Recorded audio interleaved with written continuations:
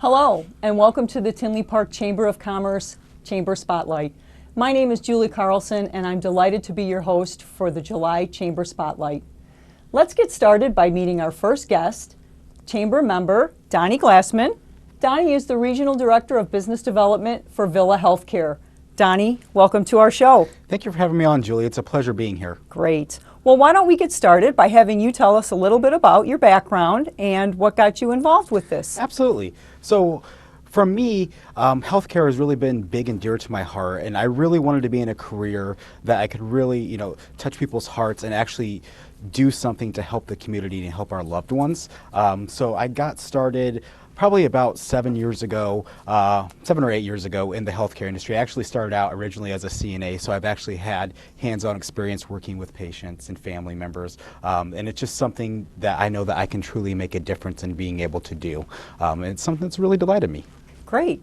So how many employees do you have working for your organization? So we currently have, for Park Villa, which is our closest healthcare facility, we currently have about 110 employees. Villa Healthcare as a whole has 22 buildings across Michigan, Wisconsin, Minnesota, and Illinois. And we currently have about 3,000 employees. Great. And why don't you tell our guests a little bit about who your clients are? Absolutely. So our clients are typically senior class citizens that maybe need a little bit of therapy or some kind of healthcare needs before probably going home, or even long-term care as well. So what we do is we typically work with the hospitals or any other acute settings, and say these patients aren't quite ready to go home yet and just need a little bit more before they can. We offer therapy services, treatments similar to what a hospital would give, just on a little bit lesser value, to be able to help transition them back to home. Great. You talked about your services. Could you maybe go into a little bit more detail about the different services that you offer? Yeah, absolutely. So some things that we offer is, we're really looking to be the leader in our industry. And so we really have high class led by, board certified physicians. We have definitely, talented and highly trained medical staff that's able to take on any needs that are necessary for the community, specifically here for the Chicagoland market. Some different care and specialties that we have are we do transitional care with our loved ones. We offer long-term care, wound care, palliative and hospice care. We also offer pulmonary respiratory care, as well as, again, long-term care services, and that may be even with, patients that might have Alzheimer's or memory care issues as well. Wow, quite a comprehensive array of services. Absolutely. So, you've got sounds like you've got a pretty big role. What is a typical day in the life like for you? Well, a typical day in the life for me, it can vary. Right now, I do help out with a lot of hospitals, working with the patients, the families. It's about really getting our staff and making sure that from our standpoint, basically, I have a lot of support, definitely, that I need, and we have liaisons and directors of business development that are associated with each facility in certain hospitals. So it's making sure that we're providing the best customer service that we can and care, not only while we're at the facility, but while we're out in the hospitals as well, really getting that message across to our patients and families about the Villa difference that we offer and being able to accommodate them and their loved ones during this time of need. Sure. So when you talk about competition, what makes your facility unique from all the rest? I think what makes our facility quite unique is that Villa Healthcare, they're a fairly new company. We started in 2010, I believe, and the idea from our CEO, Mark Berger, is really to make a difference amongst people, and our slogan is "Make People Better." And we'll see when we kind of get into the new branding that we're changing here. But one thing that he wanted to do as he was working through healthcare is really, with the community, buy some of these underperforming facilities, because this is our community, and we want to give back, and we want to make a difference and provide the best quality care for we loved ones. So we purchased these underperforming facilities, and you really turn around and put a lot of investments in them. Wanted to give quality of care from not only great quality, not great quality, sorry. not the great quality care that we only give, but also customer service and anything from that standpoint, to even give back from even a high-class concierge service that we do. If it's late at night and you're searching for that great, that latte that you can't even get at our facility, we have a concierge service that's going to go out and actually get that for you. Or maybe it's an iPad, that way you can stay in touch with your loved ones. We want to go over and beyond, and almost like a boutique style hotel. That's really what we want to do, is create that ambiance around, that you're going to still get the great quality of care that you deserve, and that you need to get on the right track back home, or if you're staying long term while you're there, but also be able to give that hotel-like amenities to really present something that's really special. Sounds like you guys are really going above and beyond for your patients. What do patients and their families, what do they say, about your place? I mean, they have choices. They can go anywhere they want. So do you get any feedback from your patients as to, gee, our stay was so wonderful? Can you talk a little bit about some of the feedback that you get? Yeah, absolutely. I've worked in the industry for a little while now, and coming to Villa was a great experience for me. Realizing how much they want to give back, to the families, to the loved ones, and to the patients as well. And I've heard a lot of great things from the family about how they truly enjoy coming to Villa. All the great things, working with our staff, and as we give back to our staff and really educate them and help them be a vital part in their growth. You can see that reflection on them, and the patients see that as well, and it's really created this amazing experience for them while they're in any of the Villa locations. So what would you say you are most proud of when you think about your facilities? I would say definitely, not only the quality of care, but I'm definitely most proud of our staff.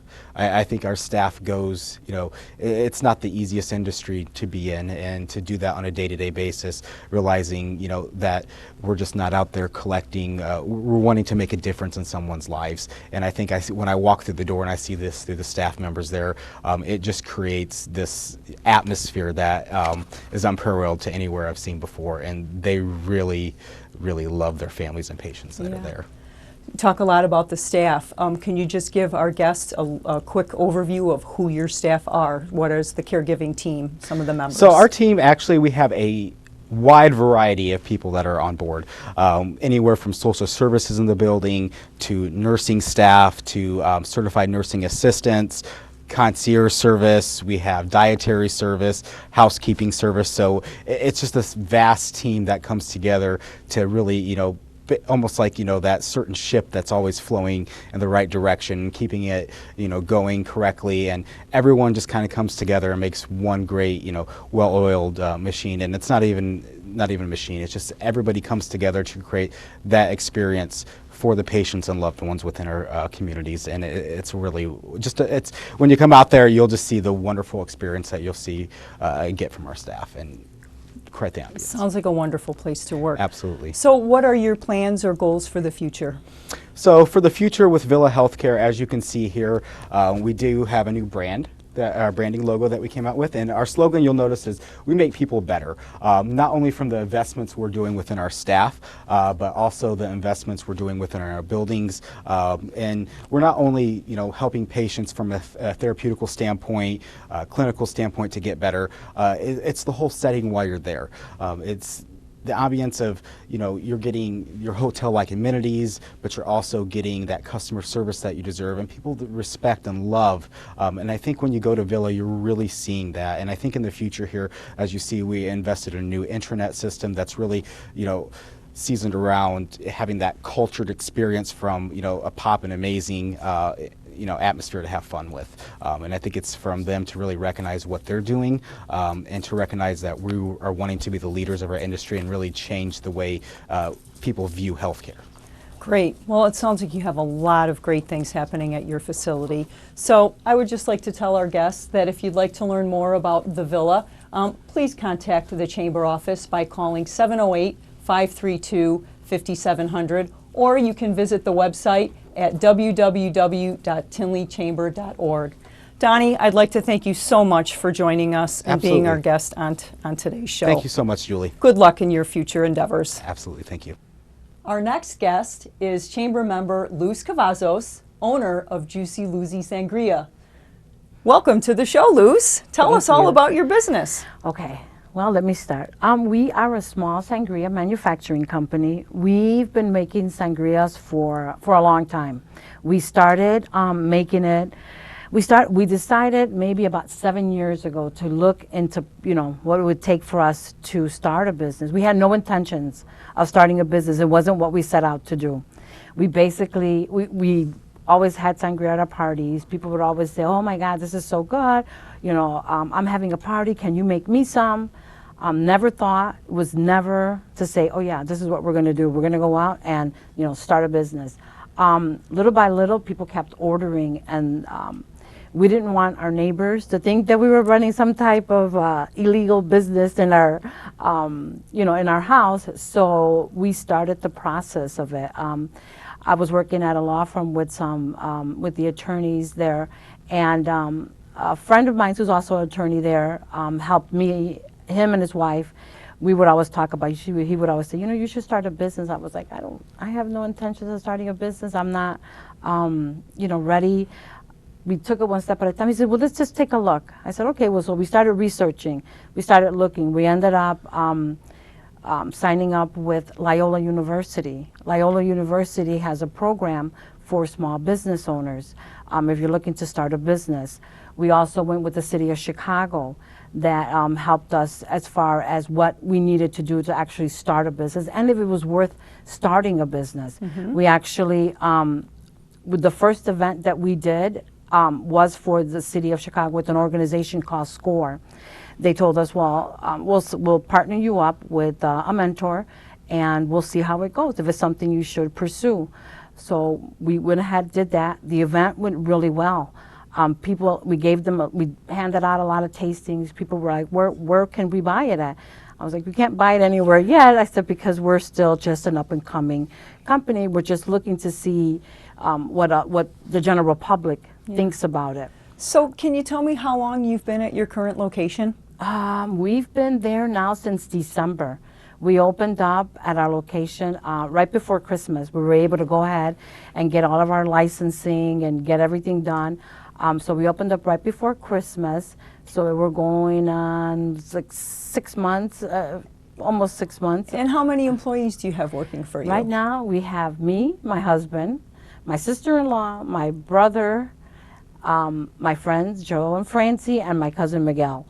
So they're all part-time. I'm the one that's full-time because they all have their full-time jobs. So they help me as far as selling, bottling, labeling, putting our Zorks on there. We do it all by hand. We don't have any fancy machines. I make it the same way I was making it at home. We make it one batch at a time. We don't, they're made all with natural juices. They're not made, I guess they're made more, they're not done in a manufacturing type of way where it's a big production. They're all done in small batches. And once we make them, we let them sit in the refrigerator for a while, and then we'll go ahead and bottle and cork, and then we put our labels on there. Our labels actually were drawn by my cousin. She drew the label for us. Interesting. We had a couple of artists draw up a couple of labels for us, but they weren't what we thought, what it would represent as our product. So we went ahead. She told me, you know what, don't worry about it. It was like she got in my head and knew exactly what I was looking at. And she came up with this label for us, and everybody seemed to like it. Great. One question I have for you that I've been really dying to ask you is the name, Juicy Luzy Sangria. Where did you come up with that? We came up with the name one day, me and my husband, because when people were when they were trying and sampling our product, they would say, oh my God, it's so fruity, it's so juicy. And we didn't really have a name for it. We just kind of just like, well, it's sangria.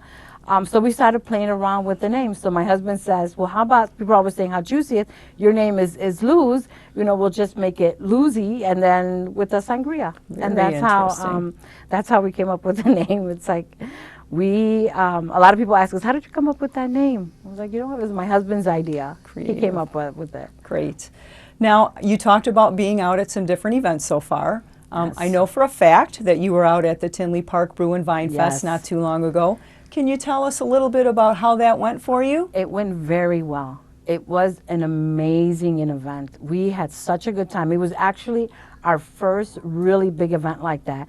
We've done a lot of small events, but as far as something that big, we hadn't done with that amount of people. Our concern was that maybe we didn't bring enough product or people weren't going to enjoy it. But all in all, it went very well. We were very excited to be there, and so I'm hoping they'll have us again next year. Well, great. We were glad to have you. Thank you. So how can our guests learn about how to purchase your product? What's the best way to go about that? Well, they can look at our website, and we are actually in a couple locations right now, in a couple of stores. We're located in Oak Lawn, and our website is www.juicylucysangria.com. Great. So why don't you tell our guests a little bit more specifically about the wines that you brought today and maybe what seems to be people's favorites? Well, we brought 4 different flavors. We brought our traditional sangria, which we call it the Ruby Red. We also brought in our pear, our pomegranate, and mango. We have the 4 different flavors. As far as people's favorites, it's kind of hard to tell because it depends on what palate. If you like a white wine, then our pear seems to be pretty popular, but then so is our mango. People that like a more robust flavor, they probably like our pomegranate, and a more fruitier flavor, our traditional sangria. Great, great. Well, it sounds like you've got quite a variety of products. Is there anything else that you sell? We also have T-shirts. We have our glasses with our logo on there that we sell at our shop. We're trying to, of course, get more known, have people come out and sample. We post it on our websites, the events. We're also on Facebook. We post all the events that we're doing. We're trying to get into as many events as we can so that people will learn about our sangria. And it's not just, it's a home handcrafted sangria. My question was going to be what makes your sangria unique or different from all the others. So would you like to just kind of, put a little plug in about what exactly, again, it is that makes your sangria so special? I think it's just the homemade and the love that we put when we make it.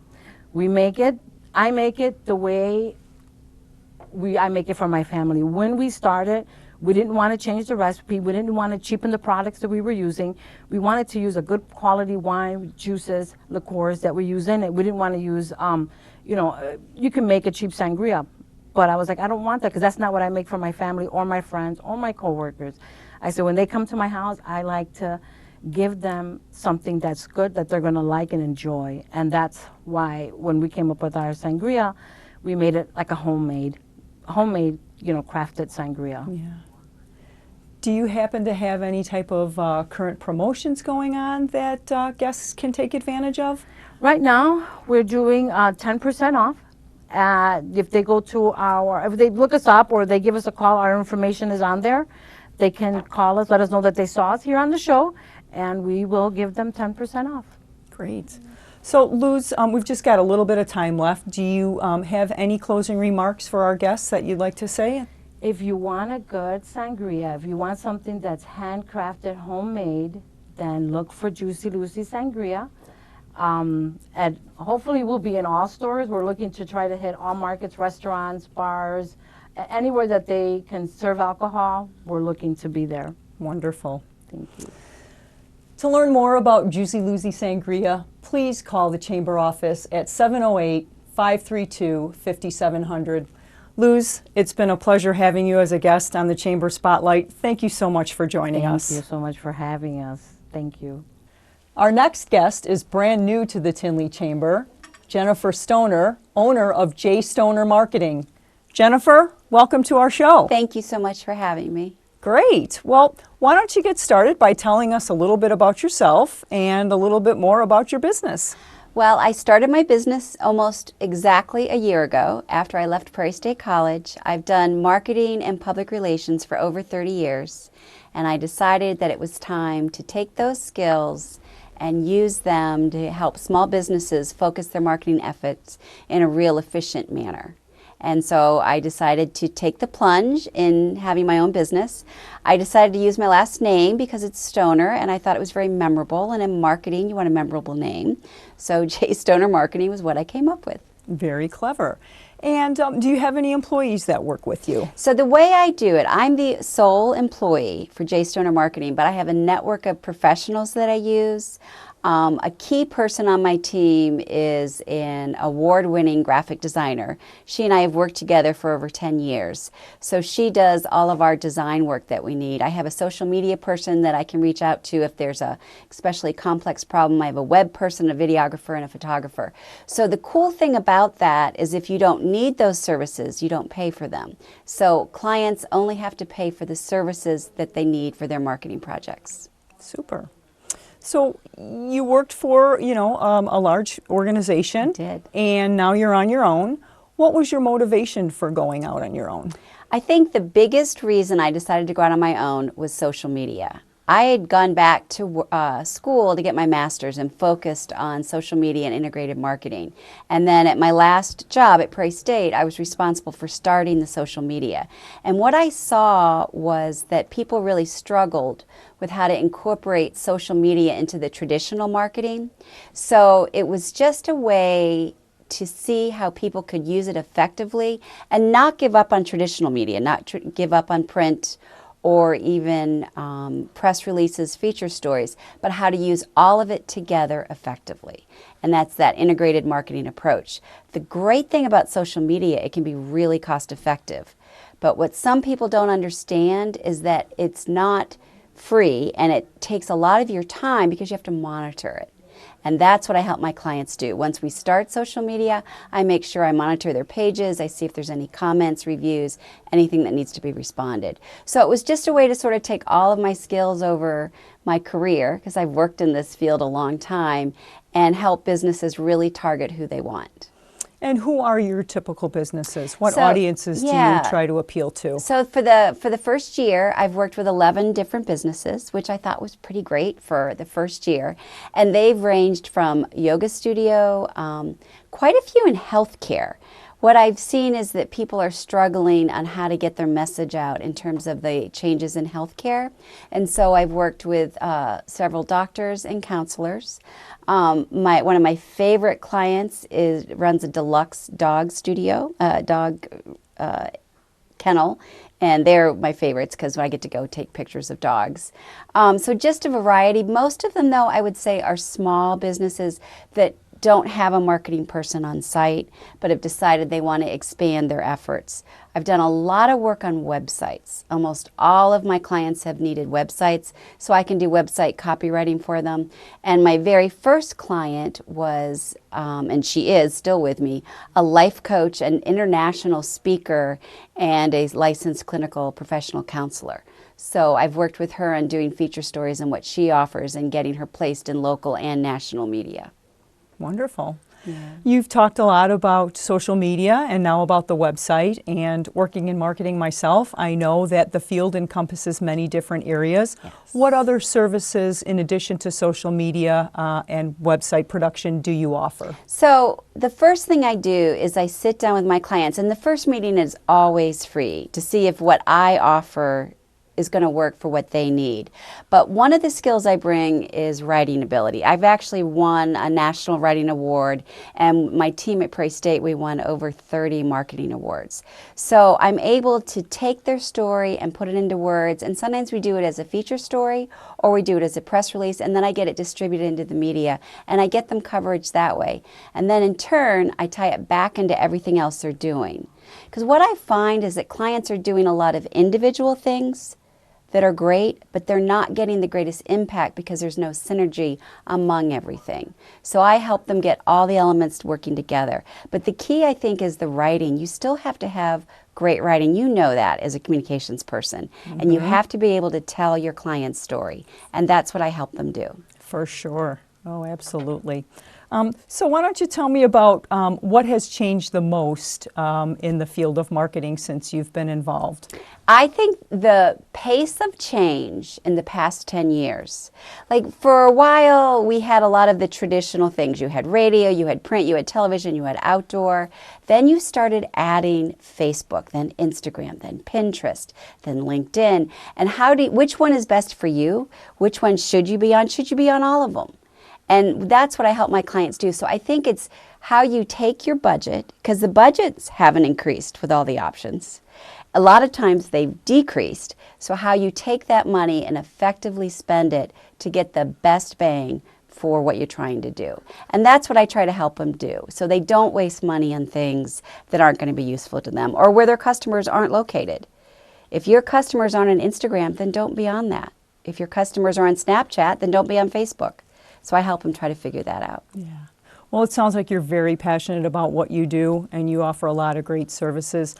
What would you say is your most favorite part of what you do? What I love is when I look at Google Analytic reports and I see that the numbers have increased, that the referrals have increased, and my clients tell me that they have to stop some marketing for a little while because they have so many clients. That's what I like to see. I like to see if what we do works and if it's effective. And I try to measure what we do, and if something's not working, we change it. But I'm passionate about people telling me, wow, you know, somebody saw that article in the Tribune, or somebody's called me, they heard about me on a radio ad. That's what I love hearing. Great. Now, somebody who doesn't know a lot about marketing comes to you and says, I need to market my new business. Can you help me? Where do you start? What advice do you have for them just to get started? The very first question I always ask my client, who are your customers? And once they tell me that, and I say, like, not just, oh, all women, I'll say, you know, working women, women of what age group, what demographic. And then we'll talk about how much money do you have to spend. If they don't have any money, we'll look at different channels to do it, or if they have a small budget. I try to figure out where their clients are, and then I help them choose the proper media outlet so they're where their clients are. You don't want to be on the wrong platform if your client's on another one. So it's all about, and if they don't know where their clients are, I always say ask them. Let's do a short survey. Let's figure out what your clients are using and where they are. Jennifer, that's been very informative. We've got just about a minute left, so do you have any final words that you'd like to share with our guests in closing? I would say that the true passion that I have is how I help my clients get their name and their brand solidified so that people find them and know what they do and if they're a good fit for them. And I can help people broadcast their message and get the word out there for them cost effectively. Wonderful. Jennifer, thank you so much for joining us today on the Tinley Chamber Spotlight. We hope that you have great success in your future endeavors. Thank you, and thank you for having me. You're welcome. To reach any of our Chamber members or any of our guests tonight, please call the Chamber office at 708-532-5700, or please feel free to visit us on our website at www.tinleychamber.org. I'd like to once again thank all of our guests for joining us today, and I hope you'll stay tuned to us next month for another great show.